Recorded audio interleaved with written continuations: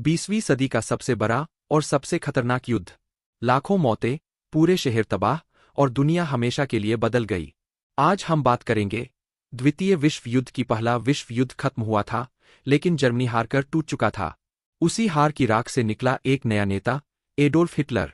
1933 में वो जर्मनी का चांसलर बना और कुछ ही सालों में दुनिया के लिए सबसे बड़ा खतरा। 1 सितंबर 1939 जर्मनी ने पोलैंड पर हमला किया। बस यहीं से शुरू हो गया द्वितीय विश्व युद्ध। एक तरफ थे जर्मनी, इटली और जापान यानी धुरी राष्ट्र, और दूसरी तरफ थे ब्रिटेन, फ्रांस, सोवियत संघ और बाद में अमेरिका यानी मित्र राष्ट्र। एक नया नेता, एडोल्फ हिटलर।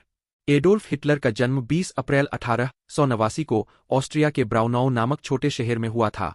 उनके पिता का नाम अलोइस हिटलर और माता का नाम क्लारा हिटलर था। हिटलर ने युवा अवस्था में कला और चित्रकला की पढ़ाई करने का सपना देखा और वेना की कला अकादमी में प्रवेश की कोशिश की, लेकिन कला अकादमी ने उसे अस्वीकार कर दिया।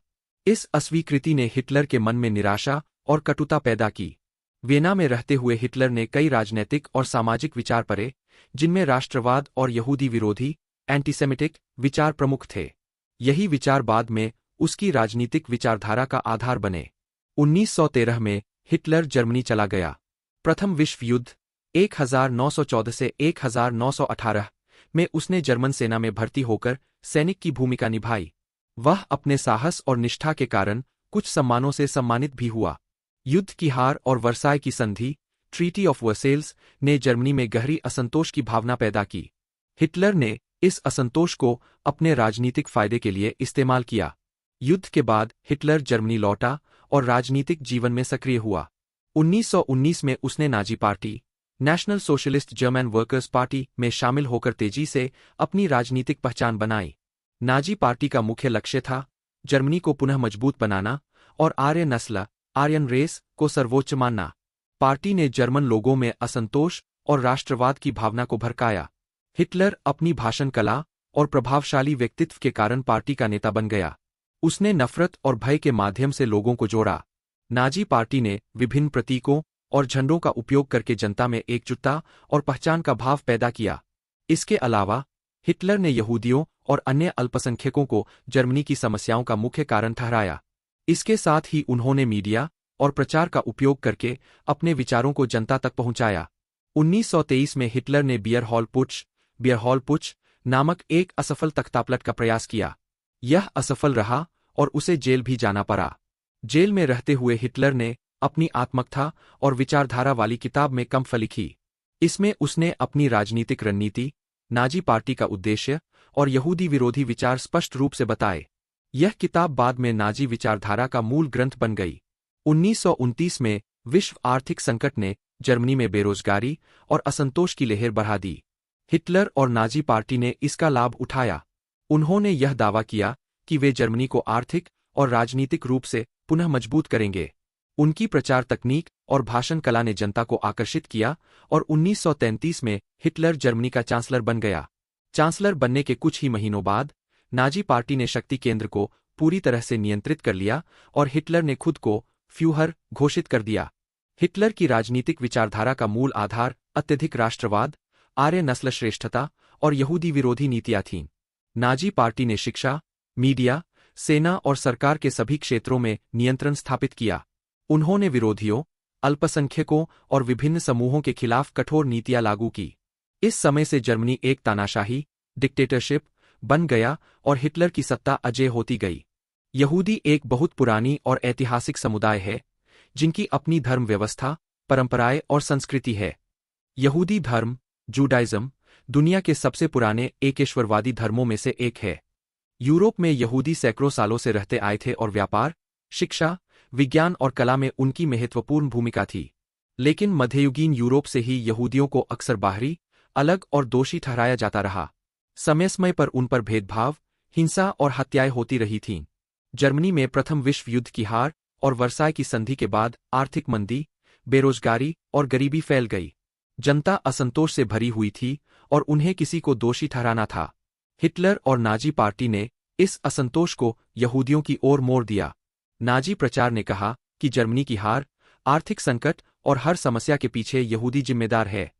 हिटलर ने उन्हें अंदरूनी दुश्मन और आर्य नस्ल का शत्रु घोषित कर दिया। नाजी विचारधारा का मूल था आर्य नस्ल की श्रेष्ठता।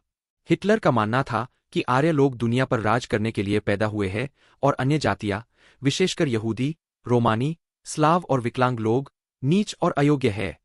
हिटलर ने यहूदियों को परजीवी कहा, जो जर्मनी की शुद्धता और ताकत को नष्ट कर रहे हैं। यह विचारधारा सिर्फ नफरत पर आधारित थी, लेकिन नाजियों ने इसे वैज्ञानिक और ऐतिहासिक तथ्यों की तरह प्रचारित किया। 1935 में नाजी शासन ने न्यूरेमबर्ग कानून लागू किए। इन कानूनों के तहत यहूदियों से नागरिक अधिकार छीन लिए गए। वे अब सरकारी नौकरियों में काम नहीं कर सकते थे, स्कूलों और कॉलेजों में पढ़ नहीं सकते थे, जर्मन नागरिकों से विवाह नहीं कर सकते थे और उनका सामाजिक जीवन पूरी तरह सीमित कर दिया गया। धीरे धीरे यहूदियों को समाज से अलग कर दिया गया और उनके खिलाफ घृणा को और तेजी से फैलाया गया। 1938 में जर्मनी में एक घटना हुई जिसे क्रिस्टलनाक्ट या टूटी कांच की रात कहा जाता है। इस दिन यहूदियों की दुकानों, घरों और आराधनालयों पर हमला किया गया, हजारों यहूदियों को गिरफ्तार किया गया और उनकी संपत्ति नष्ट कर दी गई। यह संकेत था कि अब यहूदियों के लिए जर्मनी में कोई सुरक्षित जगह नहीं बची थी।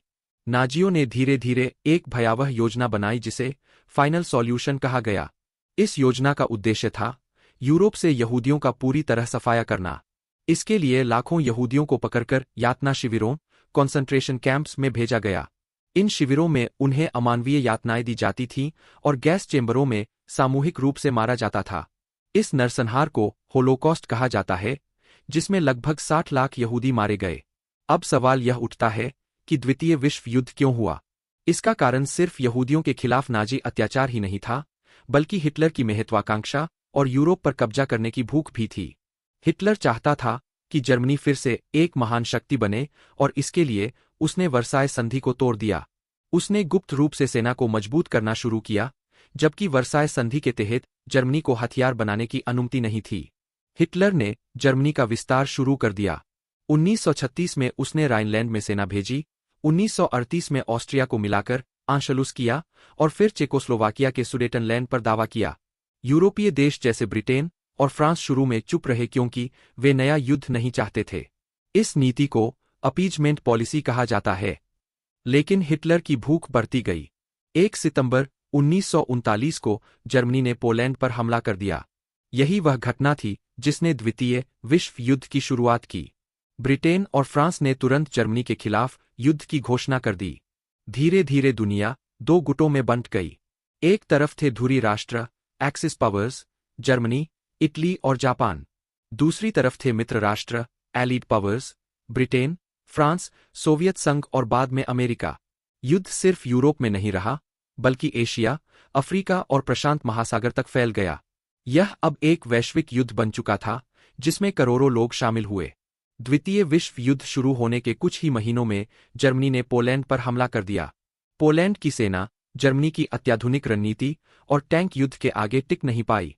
ब्लिट्जक्रीग या बिजली युद्ध तकनीक का इस्तेमाल करते हुए जर्मनी ने बहुत तेजी से पड़ोसी देशों पर कब्जा करना शुरू कर दिया। इसके बाद जर्मनी ने डेनमार्क, नॉर्वे, बेल्जियम, नीदरलैंड और अंततः फ्रांस पर आक्रमण किया।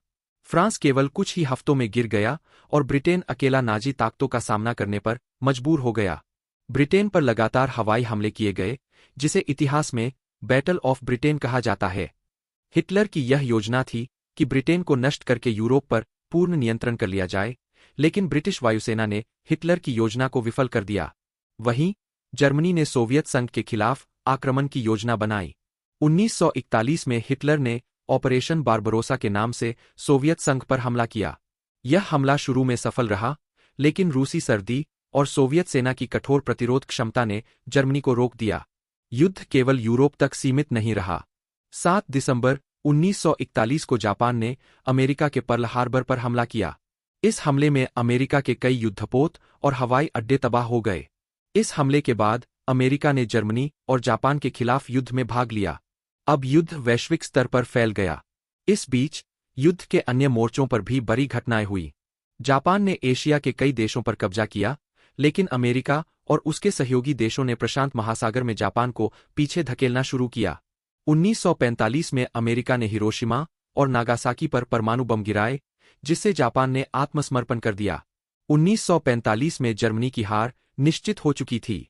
सोवियत सेना बर्लिन में प्रवेश कर गई और हिटलर ने 30 अप्रैल 1945 को आत्महत्या कर ली। मई 1945 में जर्मनी ने औपचारिक रूप से आत्मसमर्पण कर दिया। इस तरह द्वितीय विश्व युद्ध का अंत हुआ। युद्ध ने लगभग 6 करोड़ लोगों की जान ले ली और यूरोप और एशिया के कई शहर पूरी तरह तबाह हो गए। 1945 आते आते जर्मनी की हार निश्चित हो चुकी थी। मित्र राष्ट्रों की सेनाएं पश्चिम और सोवियत सेना पूर्व से जर्मनी के अंदर तक प्रवेश कर चुकी थीं। युद्ध में लगातार हार और नागरिकों की पीड़ा ने जर्मनी में हिटलर और नाजियों की स्थिति असहनीय बना दी। बर्लिन शहर को चारों ओर से घेर लिया गया और नाजी सैनिक पीछे हटने लगे। इस तरह द्वितीय विश्व युद्ध का वैश्विक स्तर पर अंत हुआ। द्वितीय विश्व युद्ध ने दुनिया को दिखा दिया कि घृणा, तानाशाही और लालच का अंत हमेशा विनाश होता है। लाखों इंसानों की जान गई, शहर तबाह हुए, लेकिन यही अंधकार के बीच उम्मीद की किरण भी उभरी। आज हम इतिहास से सीख सकते हैं कि एकता, मानवता और शांति ही असली ताकत है। हिटलर और नाजियों की क्रूरता ने हमें यह सिखाया कि जब सत्ता और नफरत का मिलन होता है तो मानवता कैसे खतरे में पड़ जाती है। लेकिन साथ ही मित्र राष्ट्रों के साहस और आम लोगों की संघर्षशीलता ने यह भी दिखाया कि इंसानियत हमेशा खड़ी रहती है। अगर हमें भविष्य में ऐसी त्रासदी नहीं दोहरानी है तो हमें इतिहास को याद रखना होगा, सीखना होगा और शांति का रास्ता चुनना होगा। अगर आपको यह कहानी और यह यात्रा पसंद आई हो तो वीडियो को लाइक करें, चैनल को सब्सक्राइब करें और अपनी राय कमेंट में जरूर लिखें।